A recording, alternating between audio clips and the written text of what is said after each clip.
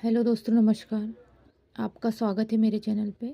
आनुवांशिकी एवं जो पारिस्थितिकी है ना, उसके जो इम्पोर्टेंट क्वेश्चंस हैं, टॉपिक के अंदर के जो जो इम्पोर्टेंट क्वेश्चन हैं जो एग्ज़ाम में आते हैं और आ सकते हैं और आए हुए हैं, है ना, वो सब मैं लेके आई हूँ।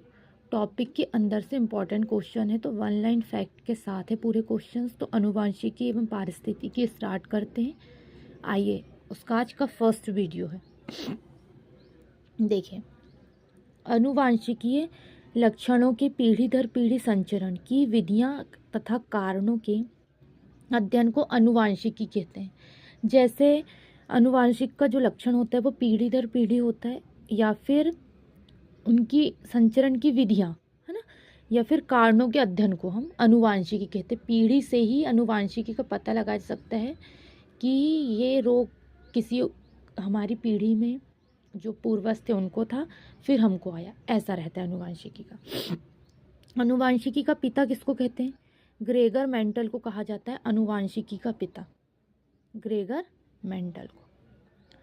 सर्वप्रथम जेनेटिक शब्द का उपयोग डब्ल्यू वॉटसन ने 1905 ईस्वी में किया था। जेनेटिक्स का बताया था, है ना, जो जीन होते उनका बताया था कि पिता के कौन से जीन हैं, माता के कौन से जीन गए, या फिर माता पिता में क्या समस्या थी वो बच्चों में आई, ऐसा। जेनेटिक्स शब्द का उपयोग डब्ल्यू वॉटसन ने 1905 में किया था। आनुवांशिकी संबंधित प्रयोग के लिए सर्वप्रथम मेंडल ने मटर के पौधों का चुनाव किया था। आनुवांशिकी जब सब का शोधन कर रहे थे, जब निकाल रहे थे कि कैसा होता है, तो सबसे पहले मेंडल ने मटर के पौधे में इसका शोध किया था। हीमोफीलिया पुरुषों में पाए जाने वाला आनुवांशिकी रोग है ना, जिसमें खून थक्का नहीं बनता। हीमोफीलिया जब हो जाता है वो पुरुषों में पाया जाता है, मतलब ज़्यादा महिलाओं में नहीं होता, लेकिन पुरुषों में सबसे ज़्यादा होता है। और ये एक आनुवांशिकी ही रोग है, लेकिन इसमें क्या होता है, खून का जो थक्का है वो नहीं बनता, है ना, खून का थक्का नहीं बनता इसमें, हीमोफीलिया में। आनुवांशिकी रोग जो है उसका रंग वर्णांधता को, जो कलर ब्लाइंडनेस है ना, को 1911 में विल्सन ने खोजा था। इसे डॉल्टन रोग भी कहते हैं, ठीक है। आनुवांशिकी की जो रोग है वो रंग वर्णांधता होता है, उसको 1911 में विल्सन ने खोजा था। इसे डॉल्टन रोग भी कहा जाता है, याद रखिएगा। वर्णांता रोग में रोगी लाल और हरा रंग की पहचान नहीं करता, मतलब लाल और हरा रंग उसको पहचान नहीं आता, उसको दोनों कलर काले दिखते हैं, ठीक है। लाल और हरे रंग, दोनों रंग वर्णांता जो व्यक्ति होता है उसको काले दिखाई देते हैं।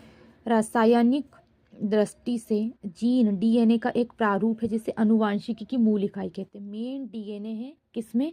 आनुवांशिकी के उसमें, है ना, उसका एक प्रारूप है, जीन डीएनए होता है ना, उसकी इकाई है आनुवांशिकी की। गुणसूत्र को सर्वप्रथम होम मिस्टर ने 1848 में माइक्रोस्कोप द्वारा देखा था गुणसूत्र को, कि कैसे होते हैं गुणसूत्र और क्या होते हैं गुणसूत्र। इसको होम मिस्टर को हम इसकी श्रेय देंगे, होम मिस्टर को 1848 में।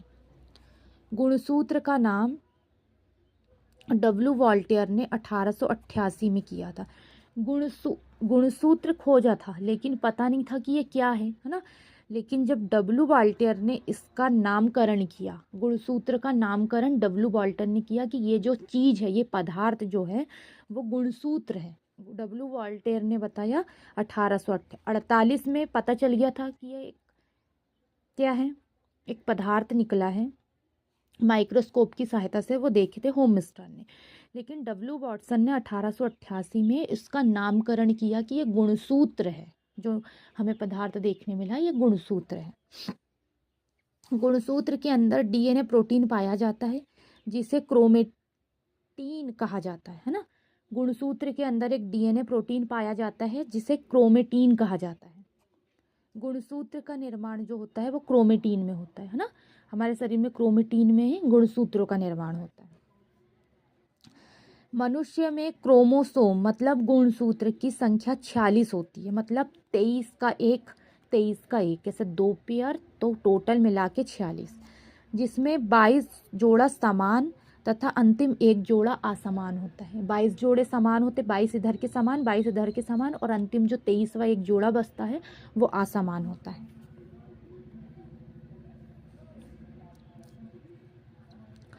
डीएनए की मात्रा को पिकोग्राम में मापा जाता है। डीएनए की जो मात्रा है उसको पिकोग्राम में मापा जाता है। ठीक है, डीएनए की मात्रा को पिकोग्राम में मापा जाता है। मनुष्य में एक्स वाई प्रकार के गुणसूत्रों द्वारा लिंग का निर्धारण होता है। मनुष्य में जो एक्स वाई प्रकार के गुणसूत्र होते हैं उसके द्वारा लिंग का निर्धारण होता है। स्त्रियों में लिंग युग्म को एक्स एक्स चिन्ह से तथा पुरुषों में एक्स वाई चिन्ह से प्रदर्शित करते हैं। स्त्री में गुणसूत्र मतलब हम जो क्रोमोसोम बोलते हैं, जीन बोलते हैं, क्रोमोसोम बोलते हैं ना, वो एक्स एक्स चिन्ह होता है ना लिंग का, और एक्स वाई किस में होता है? पुरुषों में। एक्स एक्स तथा एक्स वाई विधि की खोज विल्सन व स्टीवेंस द्वारा की गई थी। जो पुरुषों की और महिलाओं की जो एक्स वाई स्थिति है उसकी खोज विल्सन व स्टीवेंस द्वारा की गई थी। हैन किंग ने सर्वप्रथम एक्स गुणसूत्र की खोज की थी।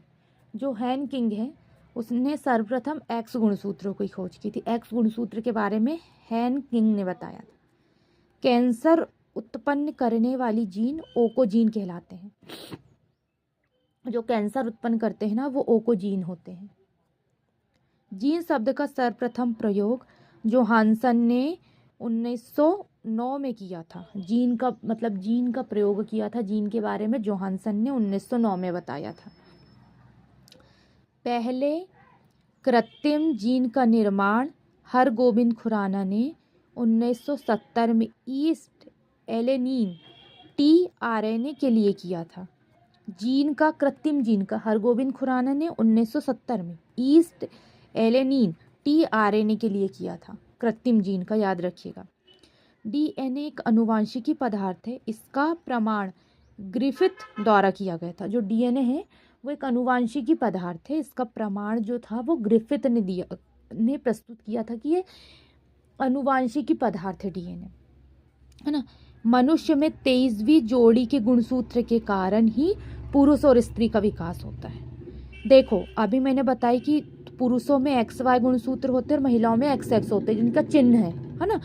अब क्या बोल रहा है वो कि लास्ट का जो 22 होते हैं, 46 होते हैं टोटल, 22 इधर 22 इधर, मतलब 23 23 इधर, तो 22 समान इधर 22 समान इधर, लेकिन जो लास्ट का 23वां बच जाता है, हाँ, वो ही उसी के कारण जो 23वां जोड़ा बच जाता है उसके गुण, वो ही गुणसूत्र के कारण स्त्री या पुरुष का विकास होता है। अगर 23वां गुणसूत्र एक्स एक्स गया तो स्त्री, और अगर 23वां गुणसूत्र एक्स और वाई मिला तो वो पुरुष का निर्माण होता है। इस तरीके से बोला जा रहा है। तो आनुवांशिकी एवं पारिस्थितिकी का आज का हमारा पहला वीडियो हो गया। कल हम इसके नेक्स्ट वीडियो के साथ आएंगे। आज के लिए बस इतना ही। धन्यवाद।